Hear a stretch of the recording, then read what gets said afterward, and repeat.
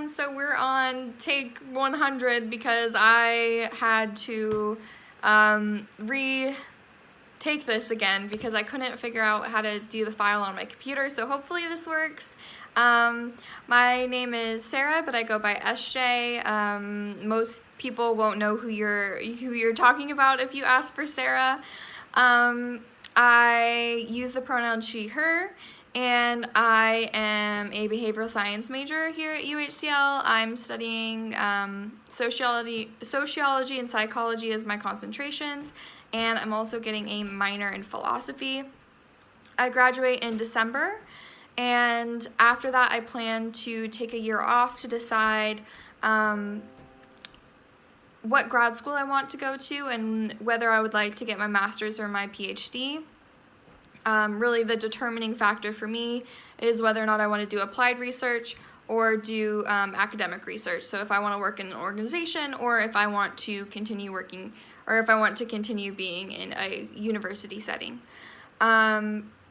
I decided that I wanted to use this time to talk about some of my favorite classes that I've taken at UHCL, just because I think probably a lot of us have similar interests, and also I've been going to UHCL since 2017 when I started college. So I have four for us. The first one is Ideas and Transitions Values. I really enjoyed that class. It's a humanities course. You read a bunch of books about different people at different times and in different cultures and what their values are, and then you write about your own values and where those stem from. So it's a very introspective course that I honestly think everyone should take. I just think it's incredibly interesting and thought-provoking. Another one that I think is incredibly important is race and ethnic politics, especially with everything going on right now with the Black Lives Matter movement and other Black and Indigenous and people of color movements that are happening right now. And the course does explore that. I just took it last semester with Dr. E. Another one that I found interesting was Women in Society.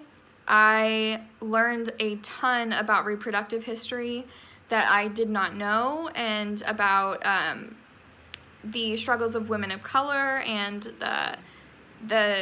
specifically the reproductive history and that like intersection there, which I think is incredibly interesting when you're looking at medical sociology. And I think during this course it would be very interesting to learn about the racial implications of health.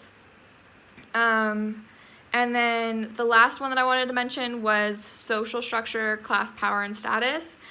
Which I'm sure most of us know about if you're a sociology major or sociology concentration, but I just wanted to bring it up because I find social stratification to be such an important concept to understand, and just very, very interesting.